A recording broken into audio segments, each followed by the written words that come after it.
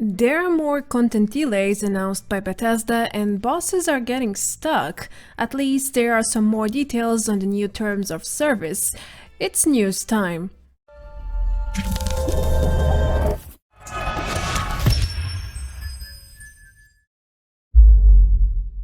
Hello everyone, welcome back to another Fallout 76 video. I've got some sad news for you today regarding future content.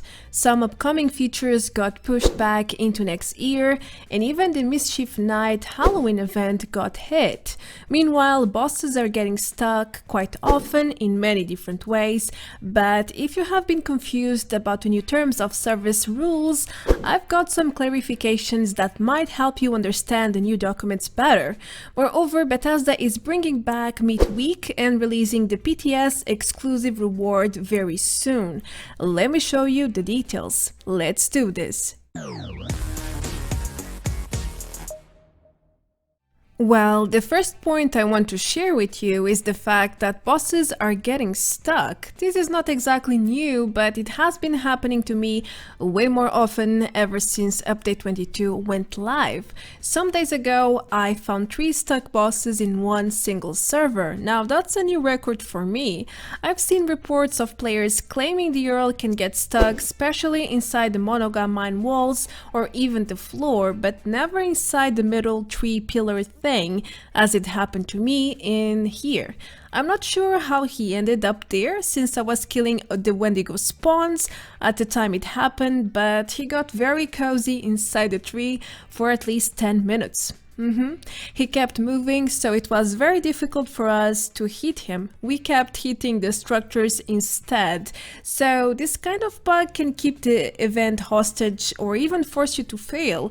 So yeah, it is very frustrating. Some of us eventually died and the Earl unstuck himself like pure magic. We were lucky this time, but it doesn't always end up like that.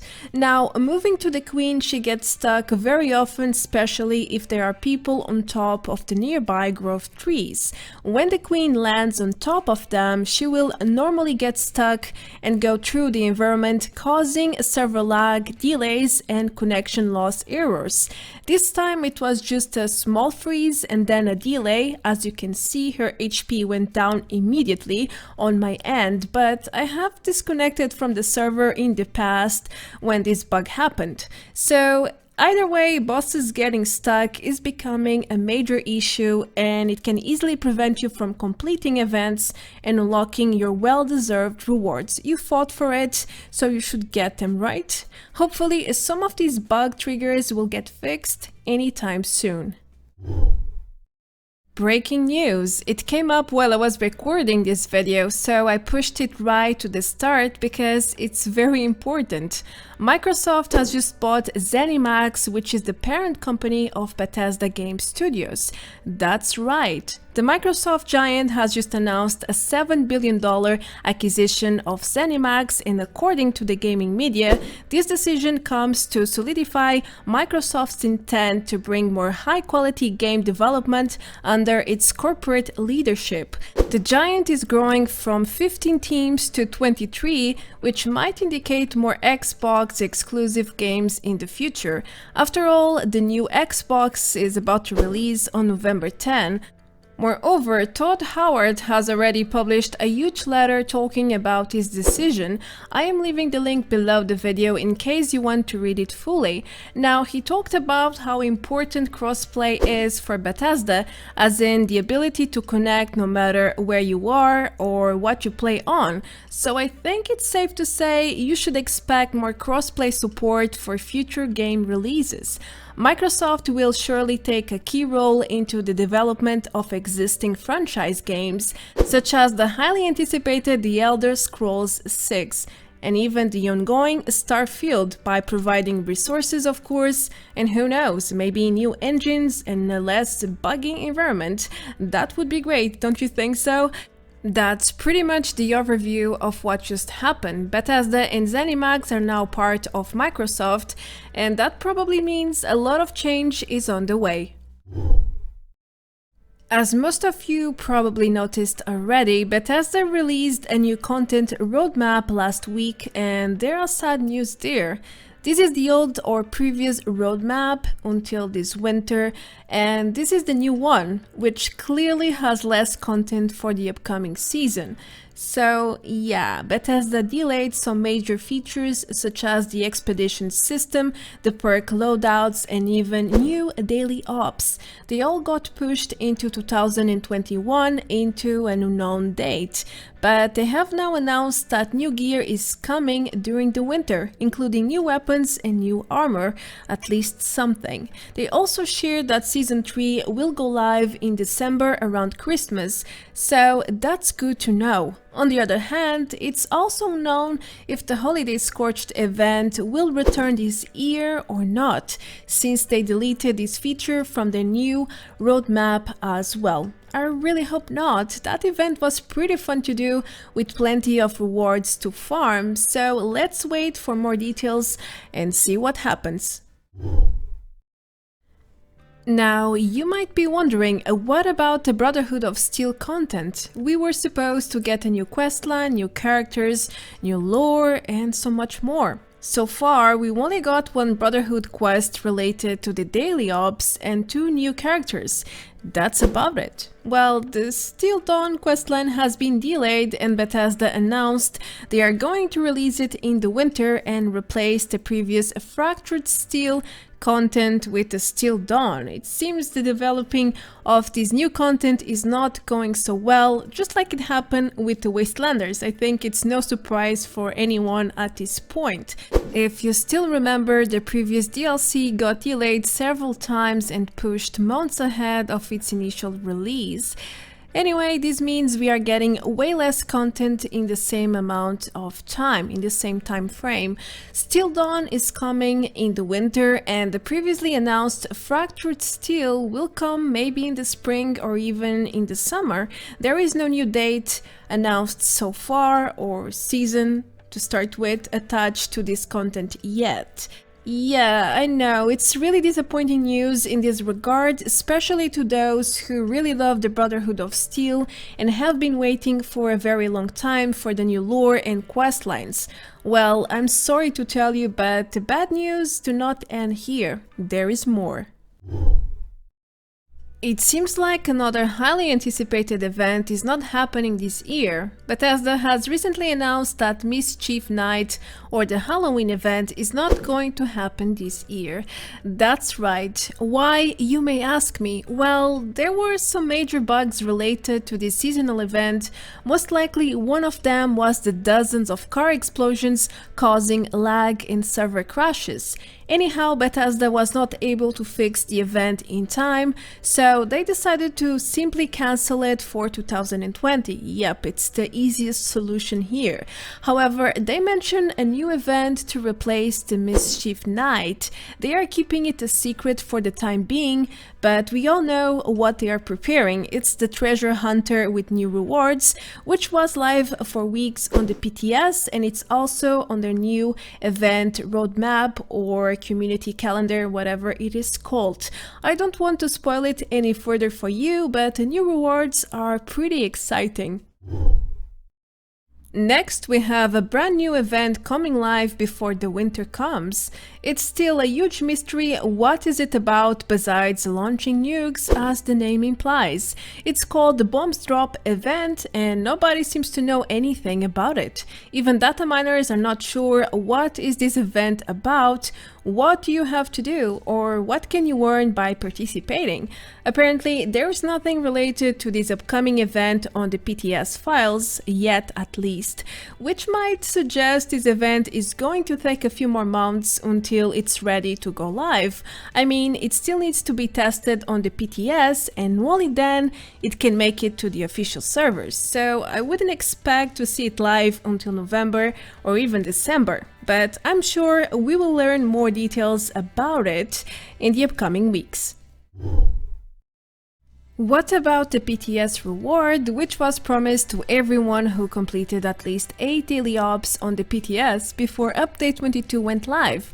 Well, a lot of players have been asking the same question, and finally Bethesda came forward to inform us that they didn't forget about it. They have been making a full list with everyone who met the requirements and will release the PTS Pennant very soon. So I am suspecting it will go live this Tuesday or Thursday, when they generally conduct their maintenance, update the Atomic Shop, and well, release new patches. It's one day or the other. So stay tuned, you should receive your reward very soon if you participated in due time.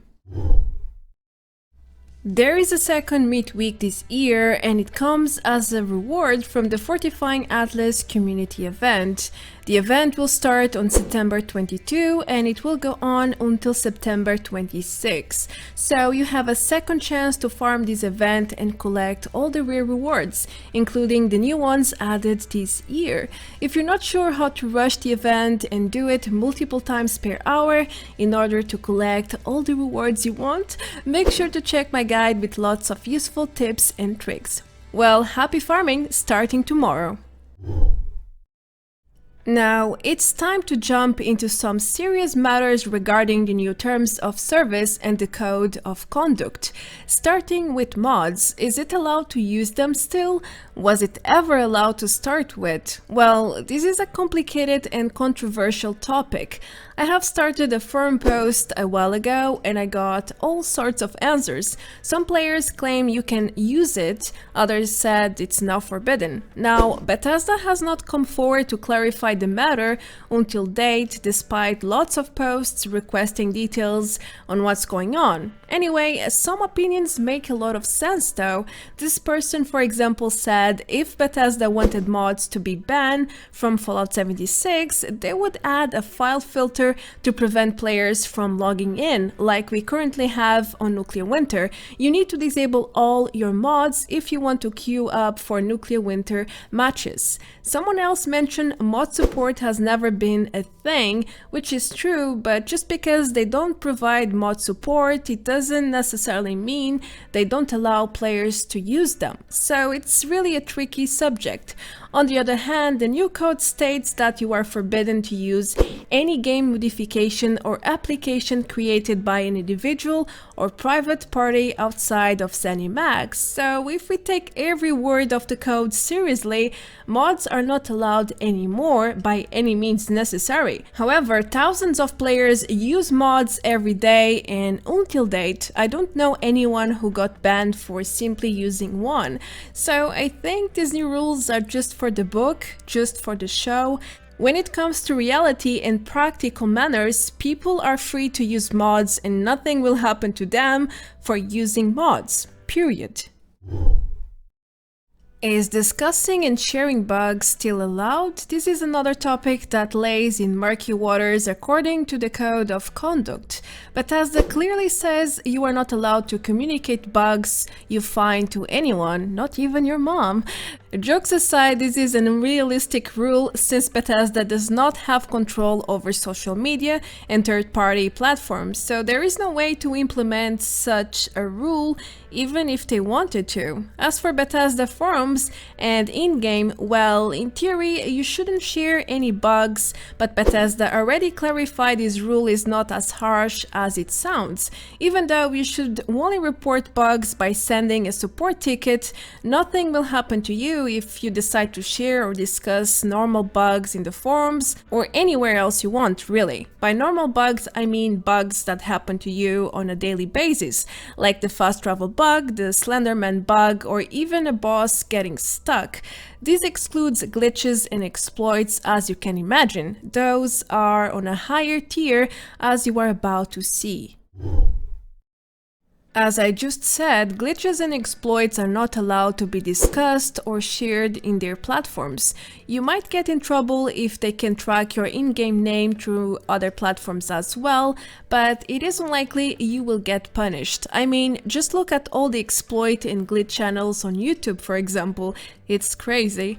Anyway, according to one of the community managers, discussing and sharing normal bugs is okay as long as they are not glitches, exploits, or any sorts of cheating in-game. So if you want to stay on the safe side, best not to discuss or share with anyone on their platforms. I hope this clarifies your doubts and questions about the new code of conduct rules. I tried my best. I think I did a pretty good job so far. Alright, lastly I have a new bug I discovered lately, which is this fake damage to camps on pacifist mode.